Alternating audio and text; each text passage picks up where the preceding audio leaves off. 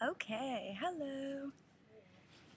So I'm filming this on a not that great camera on my computer, but I don't have my camera right now, so you do what you have to do. And I'm outside of the library, so there's no parks around here. What I want to talk about today is how to save money to go traveling. People always say to me, how do you do so much traveling? How do you save money to do this? Like, do you have a bunch of savings, or do you kind of just save as you go? When I came to Australia, I had 1,500. That was after flights and everything. Australia is a really expensive country. Food is more expensive than Canada. Transportation, basically everything.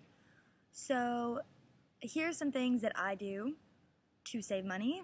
I can relate because right now I'm saving to do a year-long travel in 2017, 2018.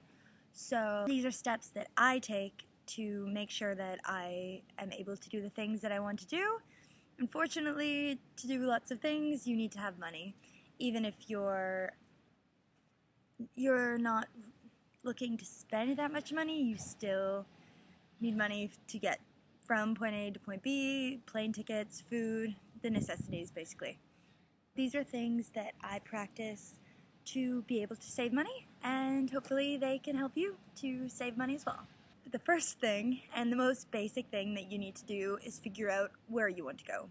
If you don't have a lot of money, or you're kind of starting from scratch right now, you have to figure out what country or countries you want to go to, because depending where you go, it's going to be more or less expensive.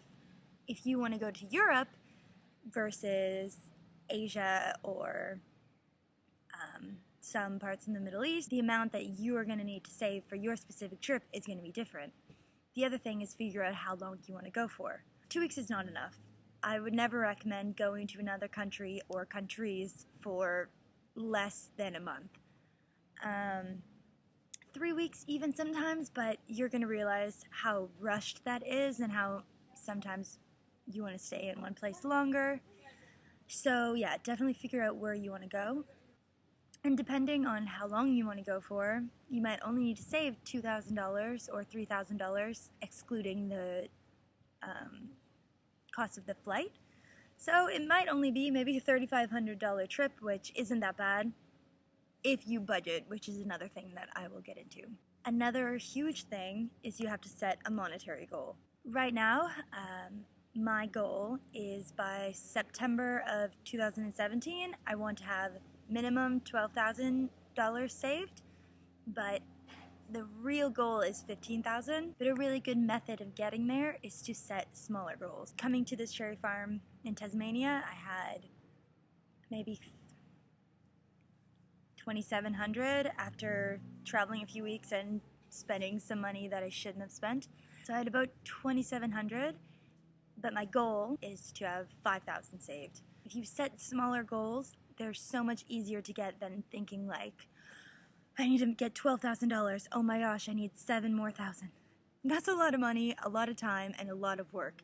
So if you break that up into smaller goals, it's way more achievable. That brings me to my third point, which is write down all of your expenses. My lifestyle right now is a bit easier to save, whereas I'm tenting, accommodation is not very expensive, and I'm able to work a lot more because it's farm work, but it's seasonal work. So maybe I'll have 2 solid weeks of work and then no work for another 2 weeks. So you need to budget your money well. Whereas maybe you have a full-time job and you live at home or you live in an apartment and go a little bit over. If your phone bill is $80 a month, say 90, try if you can, if you know how many hours a week you get, try and estimate how much you're going to be able to save and then set that goal. One thing that I've been using for maybe 4 years is a super simple chart that I use every single day, especially when I'm working. So it is 7 days of the week. As you can see, this is my chart right now. This one started on the 5th and it goes to the 11th, and then I have a totals block, and then I do that. I can fit 3 weeks on this page and I stick to it.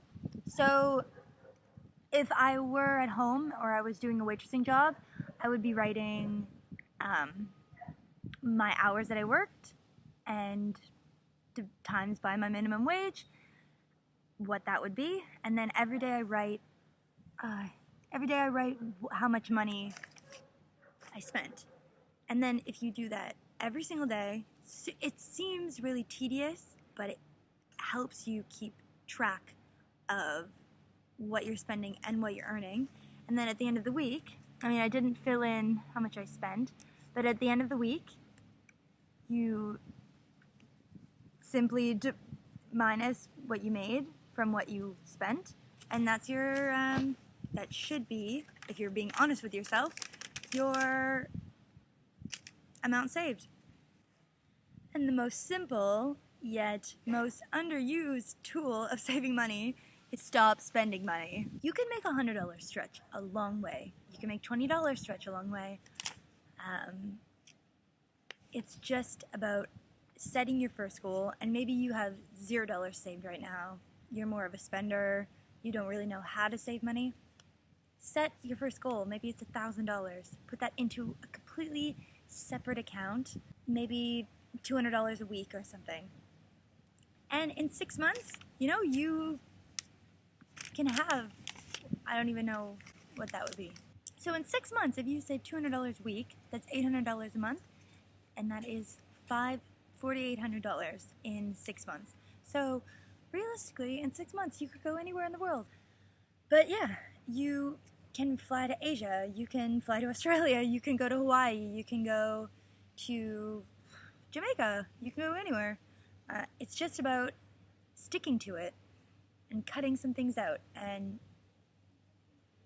downsizing and minimalizing. People are walking by me, like staring at me like, what is this girl doing? Basically, that is my advice on saving money. No, seriously, I think anybody can do it. Young or old, whatever situation you're in. And I hope that this video helped, and maybe it inspired you to plan your own journey for next summer. Why not start now?